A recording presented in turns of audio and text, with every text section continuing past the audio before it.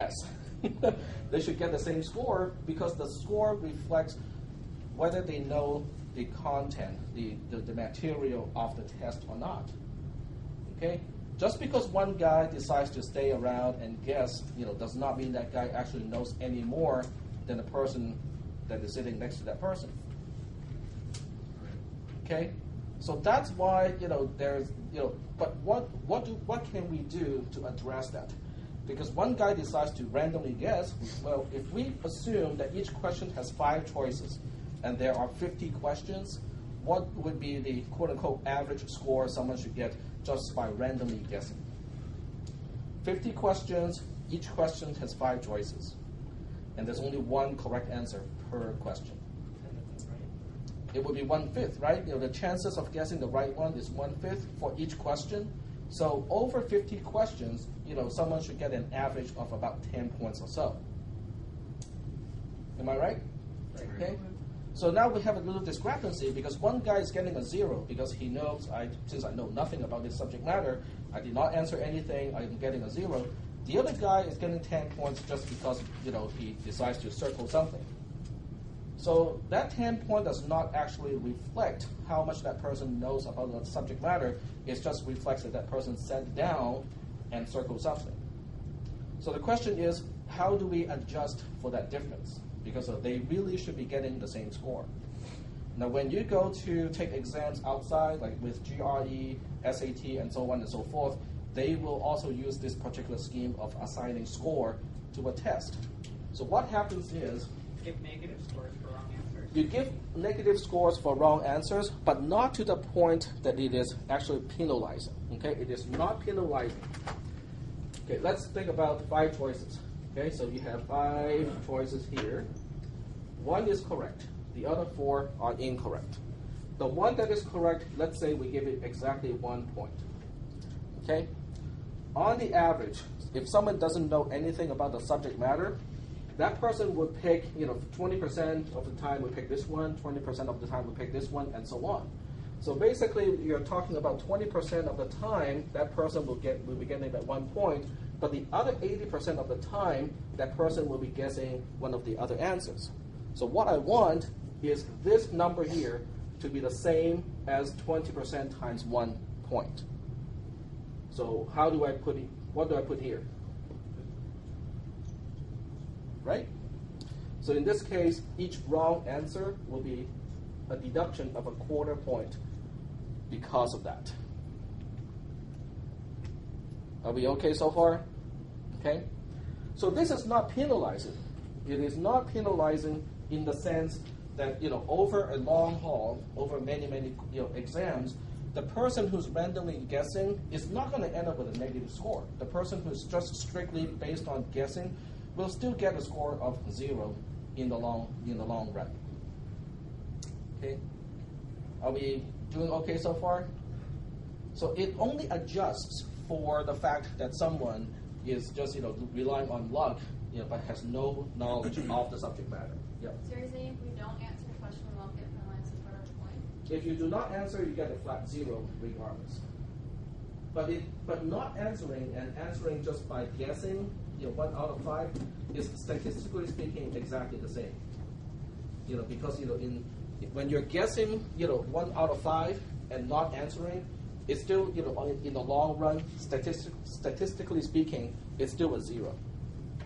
So it doesn't make any difference whether if I look at a question, like question number 1, and I say, I have no idea what the answer should be, and I just, I can choose not to answer it to know for sure that I will end up with a 0 point, or I can take a chance and say, okay, I'll just kind of blindly guess one of these choices here. But in that case, I will also just end up with a 0 point in the long haul. Okay, if I do enough of these, practices, I will still end up with a 0. Okay, so are we okay so far? No, you guys don't like the points, taken away. No.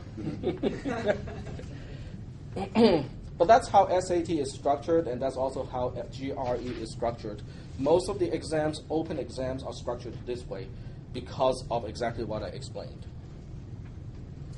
So do people get like a percentage of points if they answered question B on answer be on question 10? There's no partial right in this type of test, so there's only one correct answer. There's no partial right answer. You said on one of them that if we put down more than 80%, that it would be right. Say it again? Or One question on Microsoft. Oh, it's all adjusted that way. So in other words, if you only have two choices, then the wrong answer would carry, minus 1 point.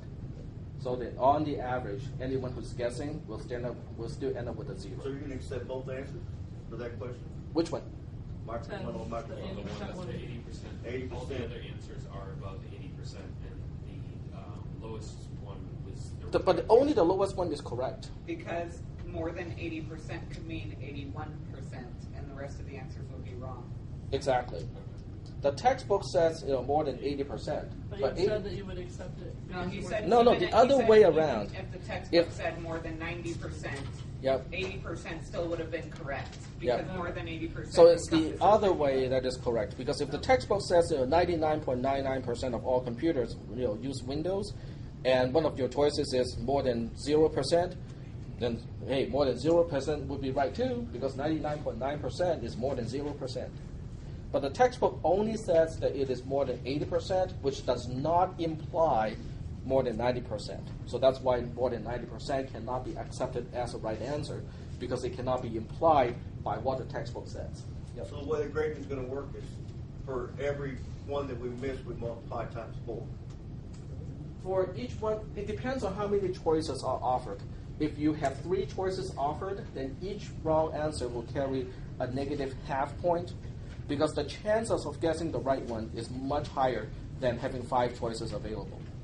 But it is not penalizing. I just want to make sure that people understand that this is not penalizing, which means, if you get the wrong one, you will get a lower score than not even answering. On the average, it will still end up being the same.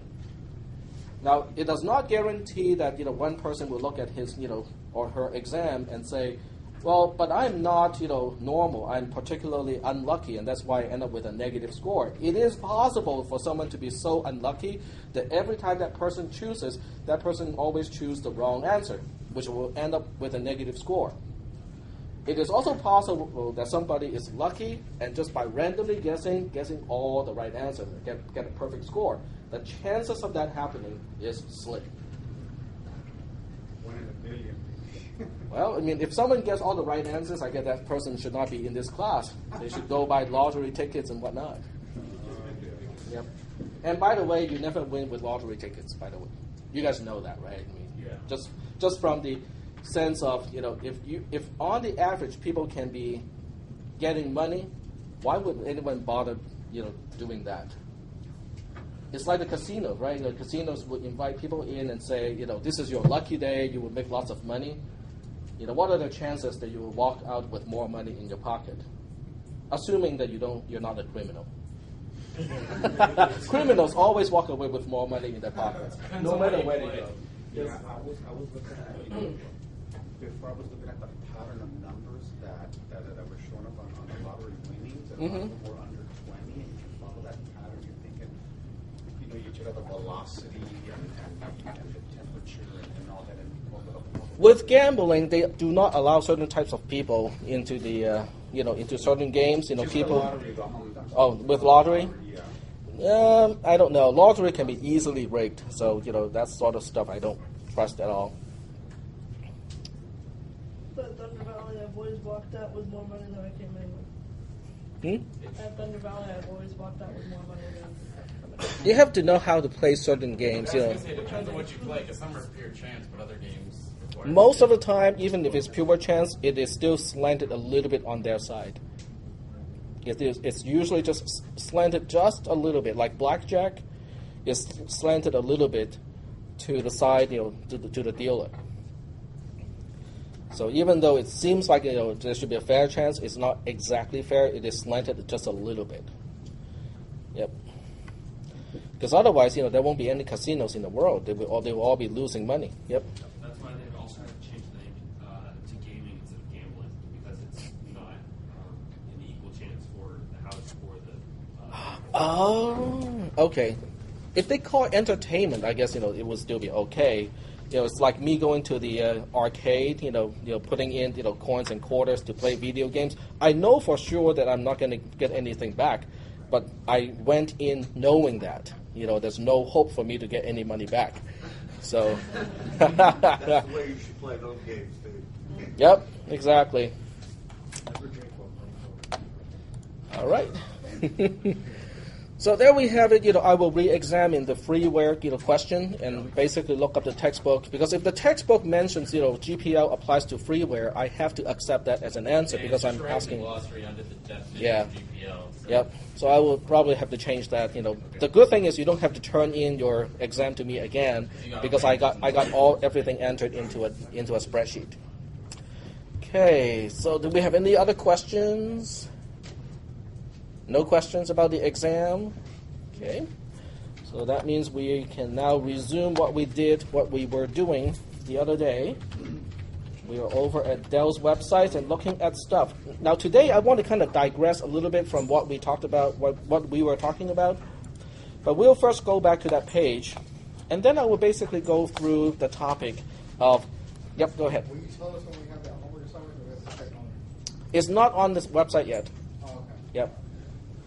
But it will be helpful to study that particular chapter. I think it is chapter 2. Yep, go ahead. Did you say there was a laptops didn't have any i7 processors in it? No, they do. They just don't have the highest end i7s. So they're a lower grade then? They are the lower core number i7s.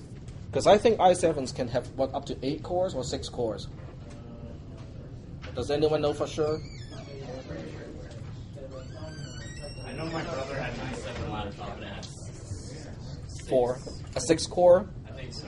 Wow. So I think they go up to 8 though. I think they do go up to 8, but I think the smallest number is 4. The quad core is the entry level i7, and then it goes from 4 and then up. Right, and you had to have like a power pack like this big for it on the AC adapter because And it gets hot too. He does 3D modeling. Oh, okay. Oh, that brings up my point. At the end of the semester, I just want to remind you guys that you will have to do a presentation. So if you have some topic that is related to this class that you want to share with the rest of the class, get ready for it, or try to prepare now, because you will need time to gather the material, even though you know it already. Explaining it and demonstrating it to other people takes time. Okay, so you want to get the material prepared, have a PowerPoint presentation if you want. Yep. How long is the presentation supposed to be? The student presentation will be no more than 3 minutes. 3 minutes. Which makes it even harder because now you have to pack all the material that you want to talk about within 3 minutes. It is a difficult job for some people because they got nothing to present, so they have to come up with some stuff to talk about in 3 minutes. It's difficult for some other people because they got 30 minutes worth of stuff to want to present, but want to condense it into 3 minutes. Yep. Does it have to be the presentation? Does that have to be in GNU or on Unix or Linux? Or No, it can be anything that is related to this class. So anything that we talk about or we will talk about, it's fine. If you want to teach people how to hack a Wii, that's fine with me. You just have to figure out how to hook it up to the projection here, projector system here, or have screenshots to show. Yep, go ahead. Are you going to do us all a guideline? Yeah, the guideline will be there if it's not already there. It's already there. Yeah, I think it's already there. If you scroll all the way to the end, presentation guideline is already on it. Yep. So bring our own projector. If you want to bring your own projector, that's fine. But It's easier to hook my computer up to my own projector. okay, or you can bring a VGA extension cable. Then we can just bring the VGA cable from here to your computer. Yep, that's perfect. That's fine too. Or if you want to, you can just bring your PPT or your PowerPoint file.